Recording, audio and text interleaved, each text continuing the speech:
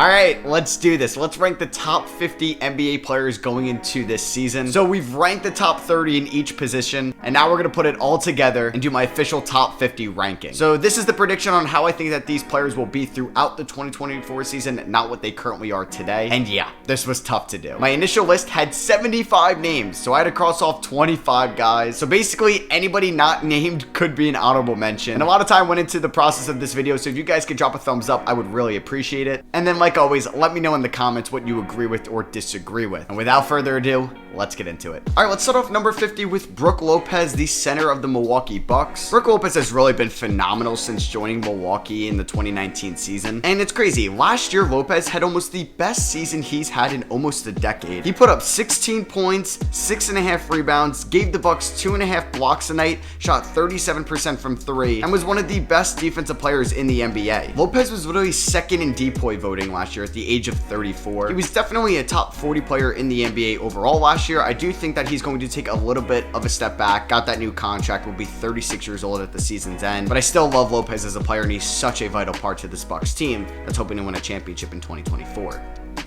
Coming in at number 49, we have Klay Thompson of the Golden State Warriors. Man, it was so nice to see Klay Thompson kind of go back to the old Klay last year, because he didn't play at all in 2020 or 2021, and his first year back in 2022 only played in 32 games, and for the first time in his career, shot below 40% from three, which is just mind-blowing to say. But Klay did shoot 41% from three in 2023 last season. He also played in 69 games for the Warriors. Nice. I thought he was a little bit better on the defensive side of the ball. Still an elite free throw shooter. Gave the Warriors 22 points, 4 rebounds, and 2.5 assists a night. He's not the player he once was before those injuries, but he's still a top 50 guy in the NBA in my opinion.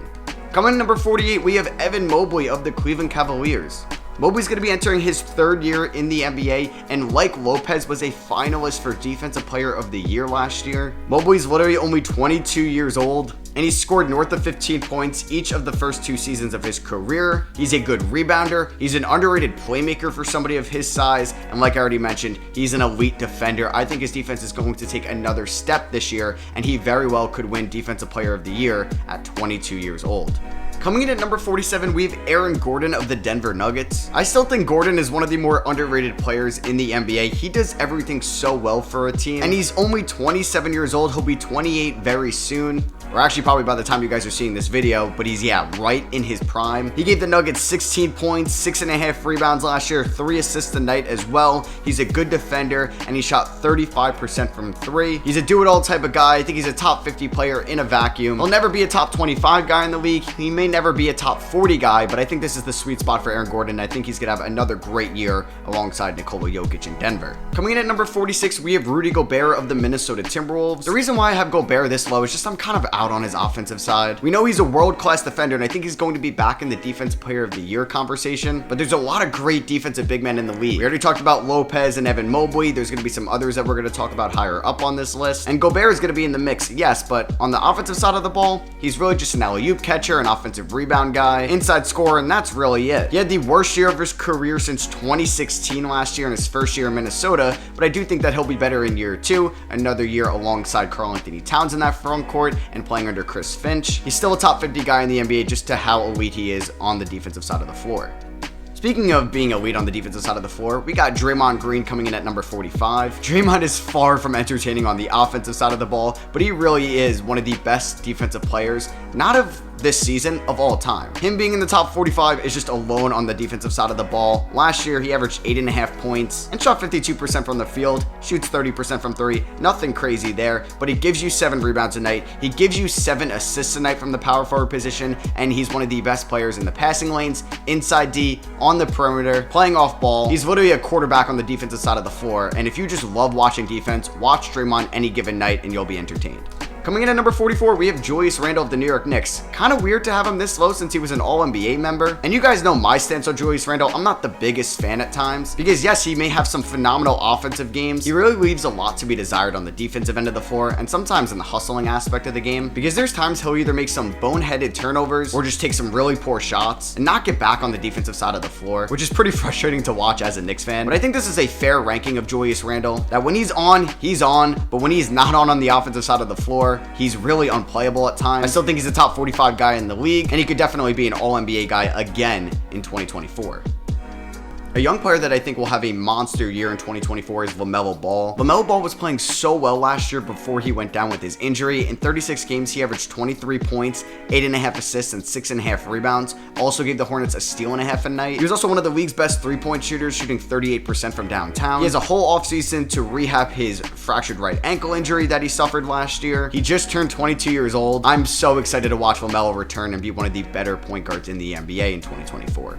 Speaking of young point guards, let's talk about Darius Garland at number 42. Darius Garland isn't just one of the more efficient point guards in this league, he's just one of the more efficient players overall in the NBA. He averaged 21.5 points last year on 46% shooting and 41% from three, while also shooting 86% from the line. He also gives the Cavs around 8 assists. I think those numbers are either going to stay the same or go up in 2024, where he's going to be 24 years old. The Cavs really aced this pick back in the 2019 draft. We're going to see him play another year with Mobley and Jarrett Allen and alongside Donovan Mitchell in that backcourt. I'm super excited to watch Garland this season.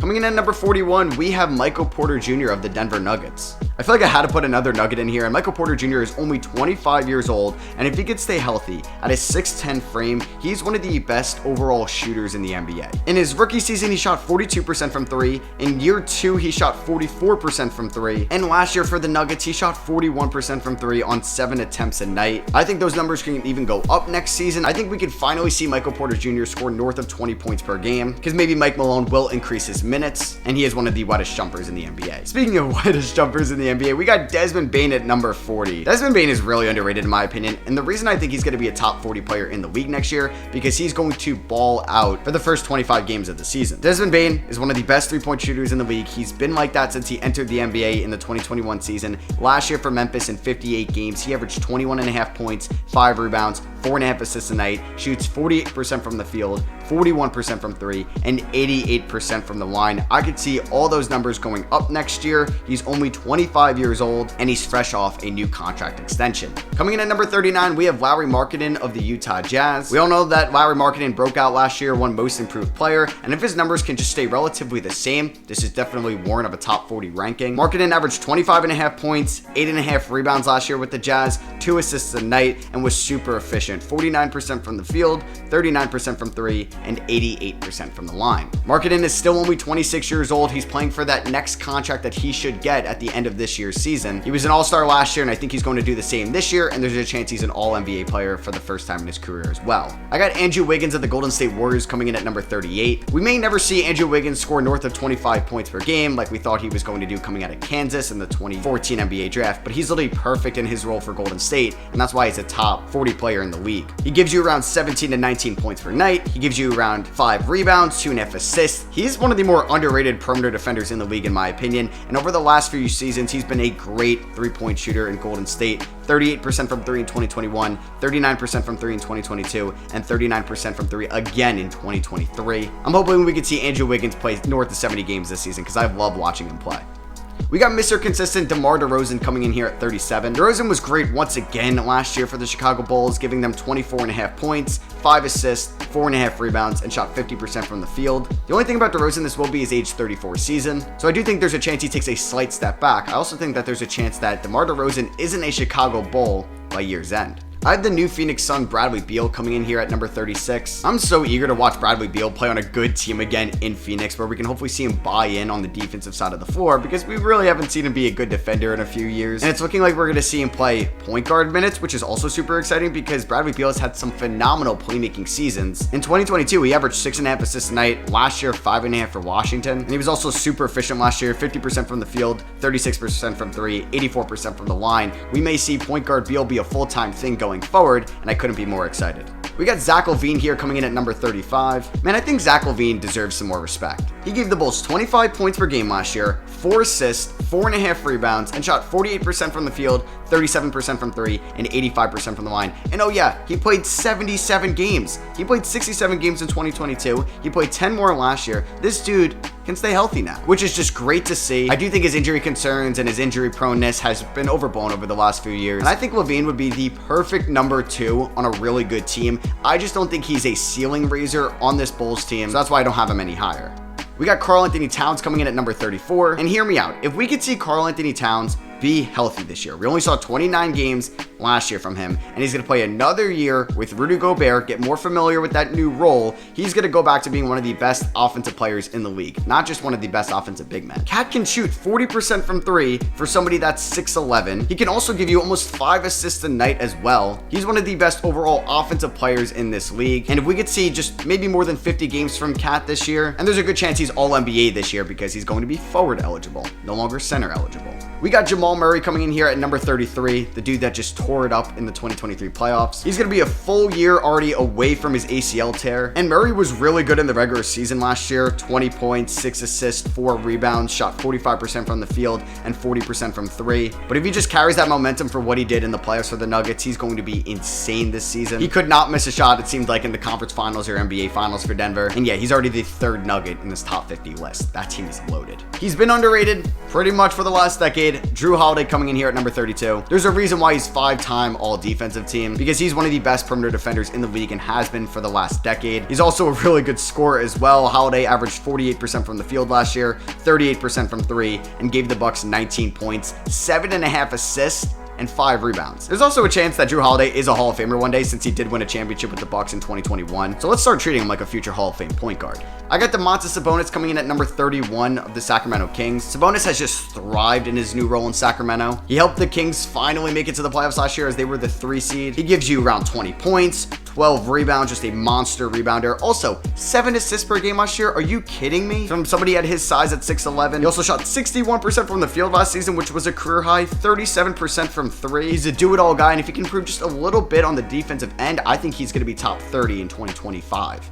And to start off top 30, we have somebody that's probably dropping on this list this season, and that's James Harden. I have no idea what team James Harden's going to be on. Is he going to start with Philly? Is he going to get traded to the Clippers or some other mystery team? I wasn't the biggest fan of Harden going into last year, and he proved me wrong a little bit. I mean, he did lead the NBA in assists. Did shoot 44% from the field, 38% from 3, 21 points per game, which was the lowest he's averaged since the 2012 season, which was his last year in OKC. He just turned 34 years old, so I do think Father Time might catch up to him a little bit, but it's not a knock on him. He's still top 30 in this league.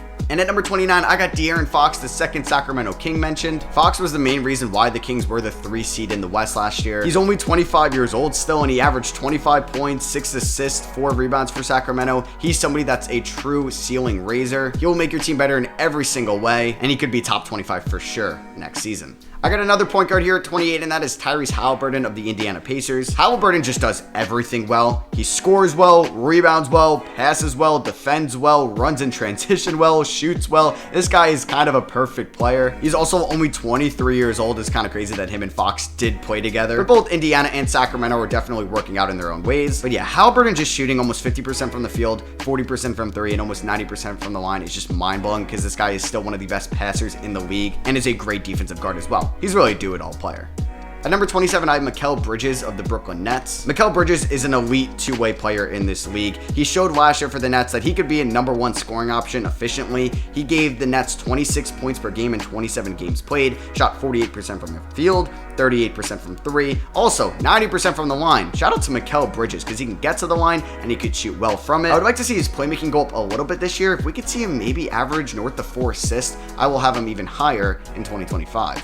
We got Jalen Brunson, another New York team guy here at 26. Brunson's just a beast, man. He increased his point per game total in 2022 to 2023 by 8 points, going from 16 to 24. He led the Knicks to a playoff series victory. They beat the Cavs in 5, which was just mind-blowing, because nobody really predicted the Knicks to even make the playoffs going into the 2023 season. And yes, they did lose to the Heat in round 2 in 6 games, but it wasn't because of Brunson, because he averaged 31 points, 5.5 rebounds, and 6.5 assists in 42 minutes played. He also averaged 50% from the field, 35% from 3, and 89% from the line in those 6 games. He was absurd. He just turned 27 years old, and he's becoming one of the better point guards in the NBA.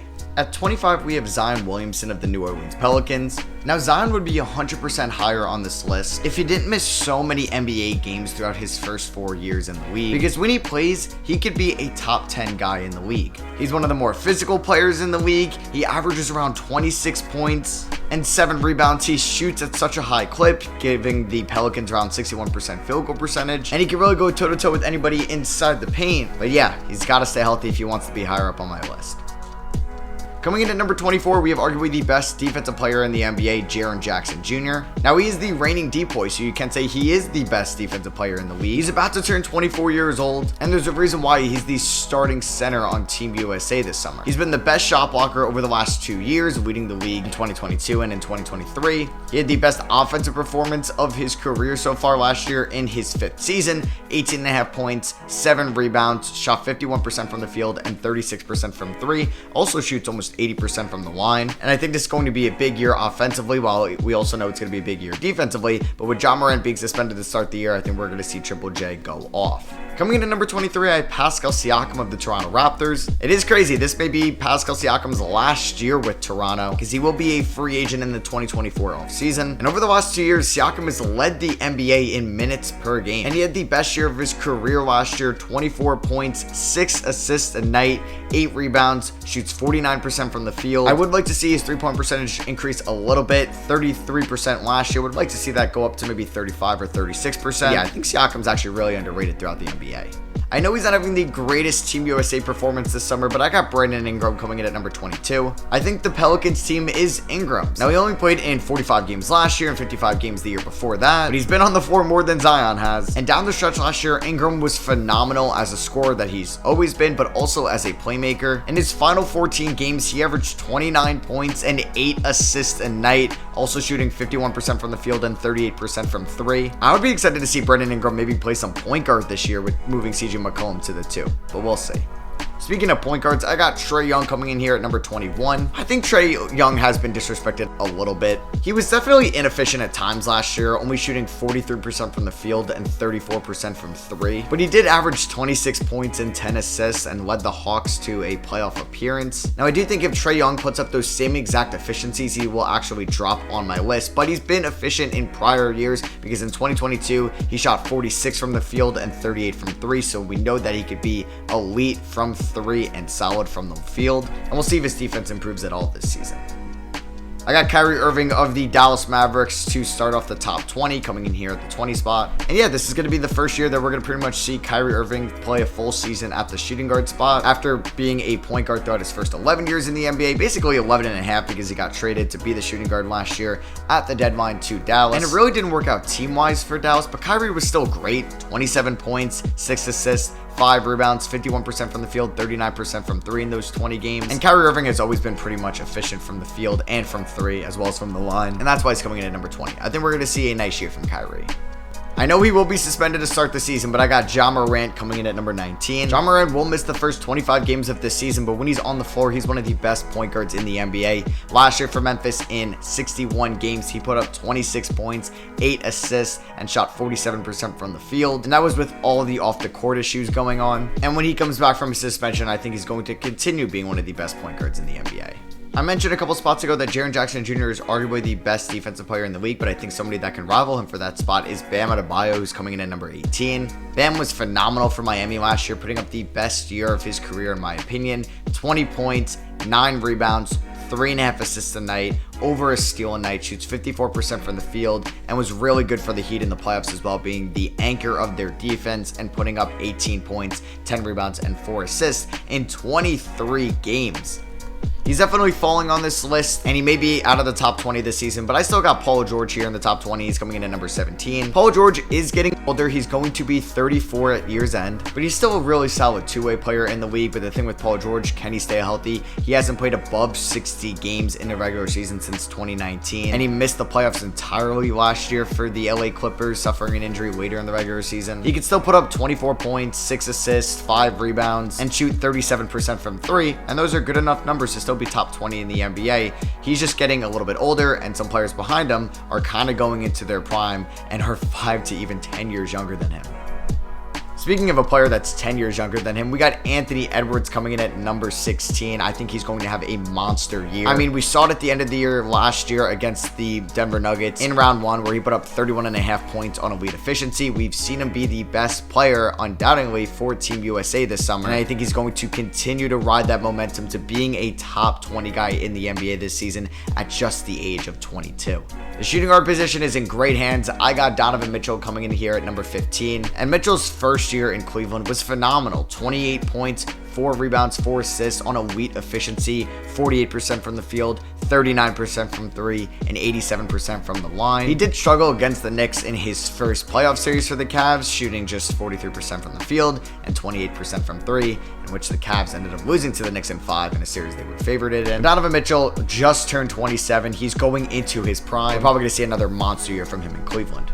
It's weird to say this, but I got Kawhi Leonard coming in as the 14th best player at the end of the 2024 season. I mentioned with Paul George, he's pretty much the same as Kawhi Leonard. Kawhi Leonard has not played above 60 games since the 2017 season, in which he played 74 for San Antonio, then 9 games in 2018, played 60 exactly in 2019, 57 in 2020, 52 in 2021, did not play a single game in 2022, played 52 games last year, but then only played in the first 2 playoff games for the Clippers before being injured. Now, I think Kawhi's not been that injury prone throughout at least the regular season, but it's really just him not being able to play in the playoffs, which has just been kind of unfortunate. But when he's healthy, man, he's the best two-way player in the NBA. He's an incredible offensive player. He has elite efficiency on that side of the ball, as well as being the league's top perimeter defender. And like Paul George, he's not getting any younger. He just turned 32 years old. He tore a meniscus in his right knee last year, which is a very major injury, especially for somebody at his age. So I'm a little worried he may fall out of the top 20 this season, which just pains me to say, because I love watching Kawhi Leonard play.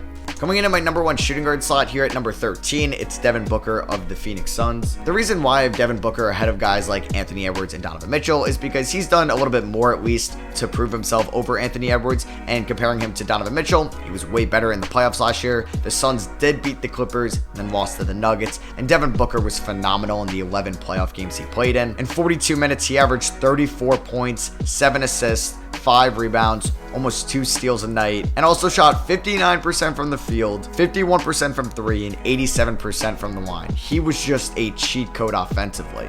Coming in at number 12, I have Shai Gilgeous-Alexander of the OKC Thunder. Shai just turned 25 years old. Shai has been great for Team Canada this summer in the FIBA tournament, and he broke out last season, averaging 31.5 points, 5.5 assists, 6 rebounds for OKC, as well as shooting 51% from the field and 35% from 3. And oh yeah, he shoots 91% from the line. That is elite. Gets to the line 11 times a night. He's also a phenomenal defender, ball handler, plays great in transition. And yeah, I just mentioned he's 25 years old. It's incredible. The future is so bright in OKC. He could be top 10 at the end of the 2025 season.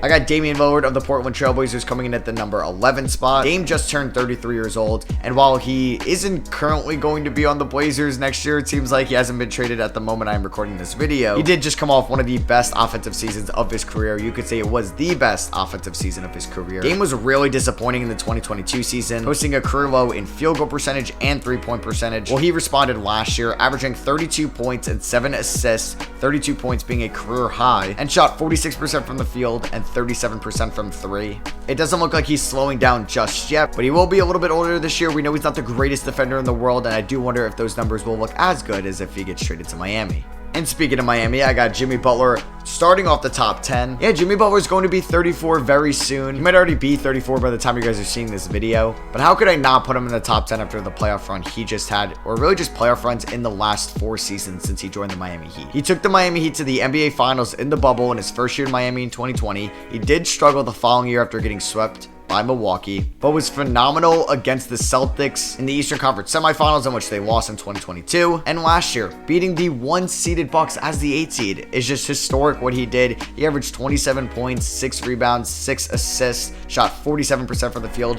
36% from 3, and 81% from the line in 22 playoff games. Who knows, those numbers might have looked even better if he didn't hurt his ankle against the Knicks in round 2. Speaking of players that had monster playoff runs last year, I got Anthony Davis coming in at number 9. AD was the best defensive player in the playoffs, and he put up just absurd stats last year altogether. 26 points per game in the regular season, 12.5 rebounds, 2.5 assists, 2 blocks a night, over a steal a night, shoots 56% from the field and 79% from the line. And in the playoffs, he led the NBA in rebounds with 14.1 a night, led the NBA in blocks in the playoffs at 3.1 a night, and averaged 22.5 points on 52% shooting. I think we got the old AD back. Let's go. We got AD's teammate coming here at number 8, and that is LeBron James. who will be 39 years old in December. Yeah, it's crazy. LeBron James is going to be 39, is still a top 10 player in the NBA. Last season, in his age 38 season, he put up 29 points, 8 rebounds, and 7 assists, and shot 50% from the field. He was also really solid in the playoffs as well. 24.5 points, 10 rebounds, 6.5 assists, shot 50% from the field. It's maybe not the old LeBron. He did take a little bit of a step back, but hey, can you blame him? He's 39 years old. We got the reigning MVP coming in here at number 7, which is a little bit shocking. I know, right? I do think Embiid is a phenomenal player, but I do think at the end of the year, we're going to say he's the 7th best player in the NBA. He has been the leading scorer over the last 2 years, averaging 30.5 points in 2022, taking home the scoring title, and last year, 33.1 points for Philadelphia, winning MVP, also putting up 10 rebounds, 4 assists, and shooting 55% from the field. The thing about Embiid, though, will always be that he has yet to make it to a conference finals in his career. So if he could do that this year, I will have no problem putting him in the top 5, but everything going on with James Harden, I don't know if that's going to happen. And the player that eliminated him last year in the playoffs is coming in at number 6, and that's Jason Tatum. Jason Tatum is already a superstar at the age of 25. 30 points per game in the regular season last year, 9 rebounds a night, 4.5 assists, over a steal a night, 47% field goal shooting, 35% from 3. He's a career 38% three-point shooter and shoots 85% from the line. Tatum also averaged 27 points, 10 rebounds, and 5 assists in the playoffs. Has one of the best resumes ever for somebody that's only played 6 seasons in the NBA. He's gotten better and better each year, and it just seems like it's a given that he's going to make the conference finals. We got Kevin Durant coming here at the number 5 spot. The big thing with KD will be, can he stay healthy? Because KD is going to be 35 very soon. So this may be the last year he's on my top 5 list. But in 8 games for the Suns in the regular season last year after getting traded from Brooklyn, he averaged 26 points on maybe the most ridiculous shooting splits ever. 57% from the field, 54% from 3, 83% from the line for somebody that is 6'10". He was also phenomenal in the playoffs as well for Phoenix. Played 42 minutes a night in 11 games, averaged 29 points, 9 rebounds, 5.5 assists. I do think he'll be load managed throughout the regular season, but he's going to be the main reason the Suns are able to win a championship. At the number 4 spot, we have somebody that's 24 years old, and that is Luka Doncic. Luka just seems incredible whenever he plays. Either it's for Slovenia in the FIBA tournament or for the Dallas Mavericks. Luka's just one of the best players in the world. Last year, as a 23-year-old, he averaged 32 points. It's just crazy to say that. 8 assists, 8.5 rebounds, and shot 50% from the field. It was for the first time in 3 years that the Mavericks with Luka Doncic did not make the playoffs, but I do think they will be back this year, and Luka may finally get his first MVP trophy.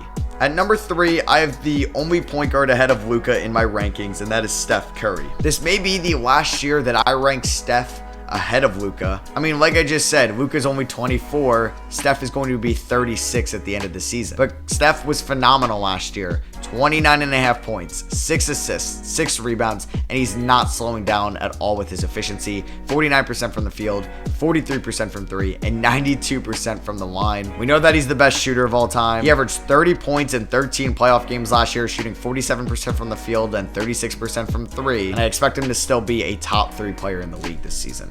Coming in at number 2, the runner-up to the number 1 spot, it's Giannis Antetokounmpo of the Milwaukee Bucks. This is for the first time since 2020 that I don't have Giannis as my best player in the NBA. Giannis played in 63 regular season games last year, averaged 31 points, 12 rebounds, 6 assists a night, and shot 55% from the field. And while he's one of the best offensive players and defensive players in the league, for what happened for him in the playoffs, injured or not, as the 1 seed, losing to an 8 seed in round 1, it's going to be really hard for me to rank you number 1 with what the guy just did last season, who I have at number 1. And to no surprise, at number 1, the best player in the NBA, in my opinion, at year's end, it will be Nikola Jokic. Nikola Jokic had the perfect season last year. He was coming off 2 MVPs, didn't really have any pressure to win a third, played in 69 regular season games, averaged 24.5 points, 12 rebounds, and 10 assists, over a steal a night, and shot 63% from the field, which is just crazy to say. 38% from 3, 82% from the line, but it's what he did in the playoffs that earned him that number 1 spot. In 20 playoff games, he averaged 30 points, 13.5 rebounds, 9.5 assists, and shot 55% from the field, 46% from 3, and 80% from the line. He won the NBA championship with the Denver Nuggets and was the finals MVP. So yeah, I hope you guys did enjoy my top 50 player ranking for the 2024 season. Let me know what you agreed with or disagreed with in the comments below. And if you guys can leave a thumbs up on this video, I would really appreciate it. So yeah, thank you all for watching. Here's to a great NBA season in 2024. I can't wait. Love you guys, and I'll catch you on the next one.